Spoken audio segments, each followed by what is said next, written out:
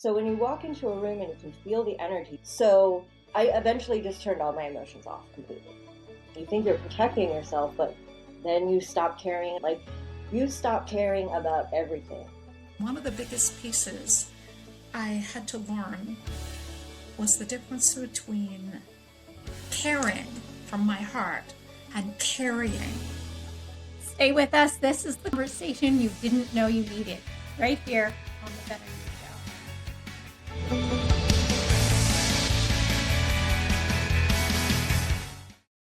Hey, I'm so glad you're here. I'm Doris, and I'm here with the BetterYou team. We have the Happiness Igniter, Coach Joyce Erickson. We also have the Wellness Whisperer, Counsellor Shelley McInroy. And today we have a guest who's going to make a lot of things click into place for you.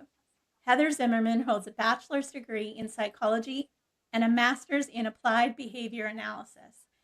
Now she describes the work that she does as behavioral science meets energy healing. She works with highly sensitive women and neurodivergent women who are navigating perimenopause. Heather, welcome to the BetterYou Show. Thank you so much for having me. It's a pleasure to be here. Heather, I wanted to start with you. For the woman who is with us today, who's always been told she's too sensitive or too much, what do you think is actually happening in her nervous system when she feels that room before anyone's even said a word? Well, there's a lot going on, but first let me start and preface this whole conversation by saying you're not too much, you're not too sensitive, you are not broken, you are whole, and you have something that I like to call a superpower, and it's whether that's you're an empath or even just being neurodivergent. Because I'm ADHD myself and an empath, and I was always told that I was too much, I was too sensitive, I was difficult, all of these things. And then later, as I started to realize what was happening in my nervous system, in my mind, in my emotional state, in my energetic field, that's simply not the case. So back to your question about what's happening in the nervous system, there's a lot going on. And again, all at different various levels of that whole universe that is within you. But you are essentially, when you walk into a room, everybody has what you could call an energy field or an aura, and it's this piece of you that extends out from your physical body. And we all have one. And this is how your energetic field, your spiritual self, your soul, your spirit interacts with your environment. So when you're passing someone on the street or in a room or at the grocery store and your fields touch, you are inadvertently absorbing some of their energy and giving some of yours to them, and unless you have the proper protection and intention in place, right? But most people have no idea that this is happening. So when you walk into a room and you can feel the energy, you're feeling all the people's emotions, you're feeling all of them. I can tell if there's someone just had a fight in this room because of the way the energy feels. And you can learn what those different feelings actually feel like, or intuitive knowing, or different ways to read the energy and interpret that energy, to really be aware of your surroundings at such a deeper level than, like, say, my psychology background taught me. This is just a very deeper level of understanding your environment, the people you're around, and what's actually happening in your field. It's interesting that you've come upon this, and I'm interested to hear how you've come upon this, because I don't think it's something you were taught in school. No. My story, unfortunately, is like very many others, but maybe not as bad, hopefully, because this is why I do what I do, so people don't have to experience it the same way that I did. But I've been an empath my whole life, but I had absolutely zero idea what was happening. So as a teenager, as I was growing up, my emotions, my mental chatter, all my energy, it was just chaos all the time. I had no idea what I was feeling, how to identify my feelings. I didn't learn how to identify my feelings and what they actually felt like until my 30s, which is what most people do as a teenager, as their brains are developing and they're going through, the hormonal changes and really discovering who they are. I didn't have that opportunity because I started self-medicating at a very early age. And then as I became a young adult, because of the people I was surrounding myself with, I was getting taken advantage of because I'm genuinely a nice person and I'm a helper and I want to be, I'm a healer. Like that's my nature. I got tired of being taken advantage of, walked all over, but I also didn't have healthy boundaries for myself either because I never learned self love. I never did all of that. So I eventually just turned all my emotions off completely, which I do not recommend ever to anyone because that was a very, very difficult hole to dig myself out of to turn them back on. Cut to later in my 30s, I did turn them back on. I had to go through that whole process of learning what different emotions felt like, identifying them, understanding what they felt like in my body, in my mind, in my emotional state, and then on top of that, figure out if this was actually my emotion or if this was something I absorbed from someone else. So there was a process that I had to go through that I learned the hard way, essentially. And once I figured that out, everything changed. I can imagine that that was a huge journey. Like, I don't think that that's something that would have taken a short period of time for you to just learn and adapt. How did that change the way that you work with people now? I consider myself very blessed in the fact that I took the psychology route first because being an empath and knowing that I'm capable of reading the energy and reading between the lines of what people say and things like that, if you add the psychology background on top of that, where now I'm very aware of the language that people are using, their body language, and active listening and hearing what they're trying to say, even if they don't particularly have the right language for it, and then adding on top of that, understanding the energy behind it, and also with my own personal journey with my emotions, now I can start to feel, see, hear, know that emotional aspect of what my clients are trying to say as well. So it's become extremely beneficial. And I don't think I would be able to do exactly what I do without all of that, which is, by design, I'm sure that's how the universe works. But going through that process made me a better listener. It made me a better teacher. It made me a better healer and just a better listener, even with just my friends and family. So when you're doing anything, like I said, there's different layers. You have your physiological, emotional, mental, spiritual, energetic things that are going on. So when you're able to expand your viewpoint and look at it from a higher perspective and put all of those things together, you really have such a better understanding of what people are trying to say, what they're trying to express, how they're feeling, what exactly they need help with by reading between the lines and figuring out what they're actually trying to say. The way it all kind of unfolded for me has been invaluable. Like I can't even put the right words to it to do it justice. Heather, I can totally relate to everything that you just said because I'm going through that. I definitely turned my emotions off to the point where um, I wasn't present Yes. at all. Yeah. And I needed to take my step back and realize where I was because I know that I have 4 kids, but I missed some of what I should have enjoyed. And as a child, and I grew up in the 60s and 70s, so late 60s, early 70s, and into the 80s. And there was no such, people thought you were crazy. I knew I could feel people's emotions. I knew I could see people's emotions. I knew I just knew, right? Like you just know. You can't even explain it. That was tough because I can remember my mom crying, and this was just after a little bit, or a couple months after my sister was born. And I could feel her emotions of crying, but I didn't understand why. Mm-hmm. I now understand it, but at that time it was hard. And I diagnosed with ADHD at 55. My parents didn't understand it to be able to relate to me, but what can we do? Because now I have 3 grandchildren. What can we do to make sure that they can understand what's going on without making it too difficult? So when you are dealing with children, especially, like you have to be able to meet them where they're at.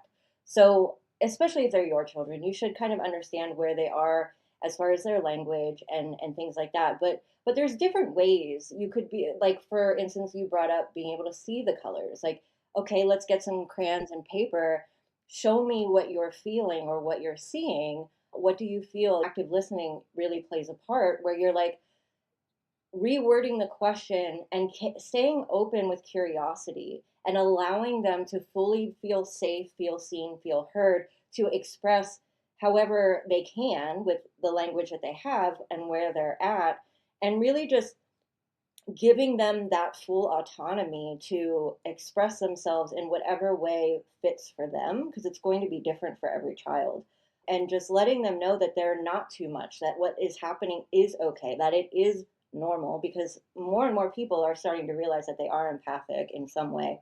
They just had no idea, right? So more and more people are opening up to this, and it's becoming more widespread and more acceptable, unlike in the 60s, 70s, 80s for me, where we were just weird. So that's not the case anymore. So what do you hear? What do you feel? What's going on? And then listen to what's going on is what I'm kind of Yeah. hearing that you're Yeah. saying, And right? especially being an empath yourself, like you can normally tell when your child has a switch in behavior or emotion. You'd be like, something just happened. Like, what happened? Talk to me about it. Let's figure this out. Because they might not even realize that something happened, that something shifted, that they absorbed an energy or picked up someone else's emotions. It might be happening and they might not even be realizing how often it happens or when it happens. So when you, as a parent, can tell that something shifted, start asking those questions. So that now you're going to start making them be more aware of what happened so they can be prepared for it in the future, but also helping them realize that it might be happening without them realizing it. You know, like your kid goes to school, they're happy in the morning, they come back and now they're all bummed or upset about something. And granted, kids are kids, sometimes they don't want to talk about it, but if you start creating that safe space and helping them realize, hey, we were just at this place around these people and something happened and now you're feeling a different way, and just kind of walking them through the steps, the timeline, so they can see from their own perspective, oh yeah, that makes sense, oh okay, so there's walking them through noticing the signs and really understanding what happened in again a way that they'll understand is going to be super important, especially to prepare them for the future for when these things happen when you're not around. And I think that's what's scary about it is, I want you to know that you're empaths. And you're gonna feel things that might be a little bit weird because it can get a little bit weird, and it's okay to feel those things. They probably aren't your feelings, so think about it that way, and just making sure they know what to do with Yeah. it. And there's little Right? exercises that you can teach them too to help them figure out, is this energy mine? Is this not? So, typically energy that's not yours is going to arrive after something happens, after a conversation, after the busy grocery store, after a specific event that you can tie it to where I didn't feel that way before this. And then there's also if it doesn't have a clear cause. Because I have the ability to pick up on what the collective is feeling, the human race, together.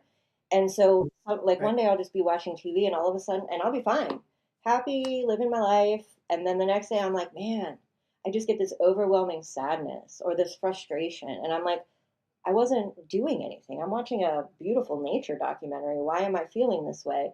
Where did it come from? If I don't know, generally that's a good indicator that it's not yours. And that's a good way to be like, okay, thank you for stopping by. I appreciate you letting me feel this feeling. This isn't mine to carry. It doesn't serve. And then letting it, releasing it and letting it go. And even when you are feeling your own feelings, another good thing to teach children to just have some emotional intelligence and mastery over their emotions, because especially hormones and being a teenager and all the things, you don't want to let them become your identity.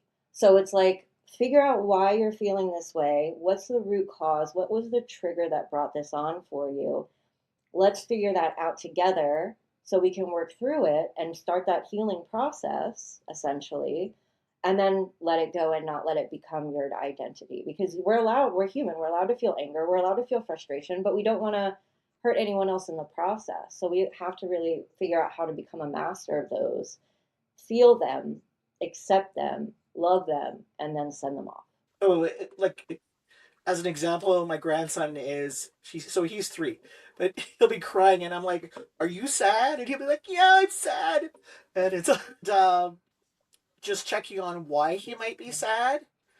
If it's his sadness, he'll know it. If it's not his sadness, he Yeah. won't know it. Is that what you're Yes, saying? because kids are very aware of, when you ask them, like, why are you sad? Oh, my sister hit me, or oh, like you took this toy away, or whatever. But if they're like, I don't know, that's your big indicator because they'll tell you if they don't know. I don't know. Exactly. So that's when you can start Yeah. asking those more engaging questions and figure out where it came from and be like, okay, and do a breathing exercise or do something because kids are very resilient. So even if you're and laughter is the best medicine for a reason. So if you find a way to shift that mood knowing that it's not theirs, and then getting them out of that state and then talking to them about it and being like, okay, well, you're not sad anymore, so let's talk about why this happened in a way a 3-year-old can understand.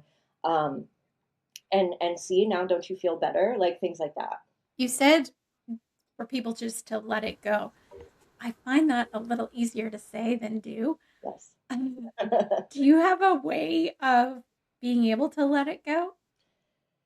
I do, but it took me quite a while to get there because again, when you go through the healing journey, it's easy to say, just let it go, let it go.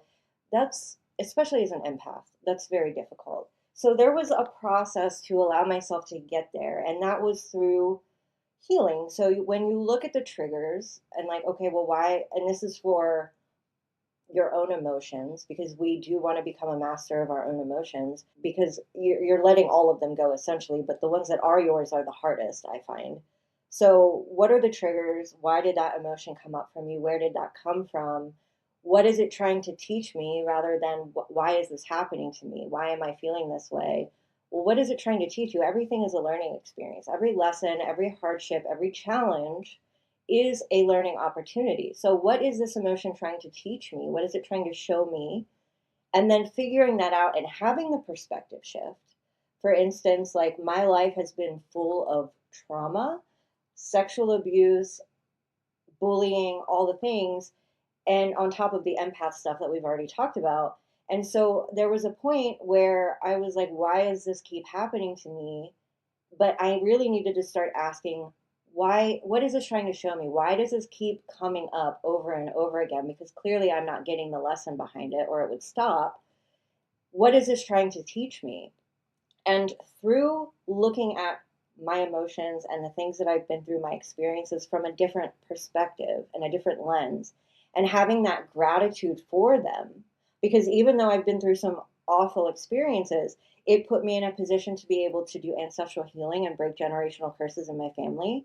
It allowed me to have content for the second book that I'm having published.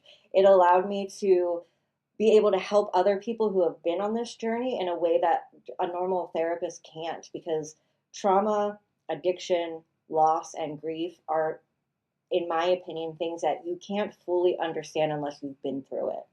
So, giving me that extra layer of empathy with my clients, I'm extremely grateful for that. But it also helped me find that within myself, that strength and resilience to look at it from a gratitude lens. And so if I hadn't shifted my perspective and gone down that route, I don't think that I would be able to look at my emotions the same way and be like, okay, I don't want to get stuck in anger, which after I turned my emotions off, like I became this person I didn't recognize anymore. I stopped. It's a slippery slope where you turn your emotions off and you think you're protecting yourself, but then you stop caring about other people. Then you stop caring about yourself. I didn't think I would live to 30 for a long time. Like you stop caring about everything. And so I was like, this is not who I want to be. I don't want this numbness, this apathy to become my identity. And so I had to take myself out of that situation, have the perspective and mindset shifts, and just kind of figure out where I wanted to go from there, who I did want to be, and embody that person. So it's the same thing with the emotions. Thank you for showing up, for teaching me something. Now it's time to move on. It does get easier the more you do it, the more you practice that and stay in that gratitude mindset and that perspective of why did you show up? What are you trying to teach me? Shelley, you are such a super compassionate person. And I wonder if, have you considered yourself an empath? I don't use the word empath to describe myself, but I do describe myself as being a highly sensitive person. And I know exactly what it means to walk into a room and feel the energy in the room. And I learned to do that as a child growing up. And I grew up in the 60s and 70s, like Joyce. And I was labeled as flighty. And maybe they would say things like, oh, she shouldn't go to university because she's a little too sensitive. She won't be able to handle that. They were always treating me like I was too much, exactly as described. And I know what it means to feel other people's feelings. And one of the biggest pieces I had to learn was the difference between caring from my heart and carrying. Because when you absorb all those emotions, there is a difference between walking beside someone and being responsible for how they feel. And when you're very, very little, you don't understand those differences. And so when you feel conflict in the room or conflict in the emotions of others, you want to fix it. You want to support them. You want to make them feel better. And so as a child growing up, I was a master at doing that. I wasn't the one who was always finding ways to make things better. And we're all, on some level, have some of those things. We are born with emotions. That's what we survive with. We don't know how to talk when we're born. We communicate from the nervous system, those basic emotions, and what ultimately, through understanding and growth, become feelings. And so society teaches us, no, this feeling is no good. You're allowed these feelings. No, you're not allowed to be angry. But that is what we're born with. So society tries to teach us not to feel when our feelings are, I think, the most important part of how we function as human beings. And even if we think we're not feeling, everything we do, everything we say, every decision we make has an underlying space of emotion and feelings. And yeah, that aura, it exists, absolutely. And it takes a long time to become able to stop absorbing everyone's feelings and feeling responsible for them. It doesn't stop me, though, from loving them. I just wanted to say, I just really love that you're doing this work, Heather, because more people have to know about it. And it feels good that, my kids and my grandkids aren't going to feel the same way we all felt. I really, truly believe that. And I'm really glad that you're talking about empath and how to work with that, because that's something that I want to break as a generational thing in my family too. I don't ever want my kids and my grandkids to feel like I felt. Thank you. Thank you. That means a lot, actually. I just want to add something to what Shelley just said, because she illustrated something very beautifully about the caring versus carrying. And a lot of adults don't know how to tell the difference, let alone children. And so I just want to offer a perspective for those of you who are struggling with that to kind of think about it in a different way. So We are all humans. We're all here. We're all on a journey. We're all at different steps of the journey, but we're all here to learn and to grow. And so when you're being someone's support system, you have to remember that they have autonomy. They make their own choices. They have free will just like you do. And so even if you don't agree with their choices, or if you want to help and fix them and change their situation, take a step back and remember that everything that that person is going through is for their own good, is something they chose before they got here to be a lesson for them to learn this lifetime, and to respect their journey, respect their choices. And you can love them along the way, you can be there for them. Everybody essentially just wants to be seen, heard, and understood. That's human nature. So ask those engaging questions, do the active listening, and be there for them without feeling like their journey is your responsibility, because you're only responsible for your own. Thank you so much. There's so much relief in just hearing that said out loud. It's a phenomenal thing to be able to give to people. So thank you so very much. Thank you to all the coaches for bringing your A game as always. And Heather, before we go, where's the best place for people to find you? Sure. So divineascensionco.com is my website, and you can find all of my stuff on there, my podcast, my YouTube channel, my email address is on there, my social media, all the things. It's very easy to contact me and kind of see all the stuff that I'm working on. So just go to divineascensionco.com. Awesome. All of the links for that will be in the description. And I want to say thank you for being here today. Truly, if someone in this conversation stirred something in you, is worth a real conversation with a coach that can walk beside you, as Counsellor Shelley said. So head on over to betteryou.coach/start. There's always a place there for someone to find out a little bit more. And if you wanted to work with Heather, say, I want to speak to Heather, we will hook you up with her. This is a free call to connect you with the right support for you. There's never any pressure or commitment, just a chat for a real next step. So always remember that you matter. Please take care. We'll see you next time. Oh, hey, thanks for watching. Since you watched this video, we thought you might really like this video. Oh, and don't forget to subscribe right there for more great videos. Plus, tap that notification bell so that you don't miss any videos at all. Comment your thoughts below and see you next time.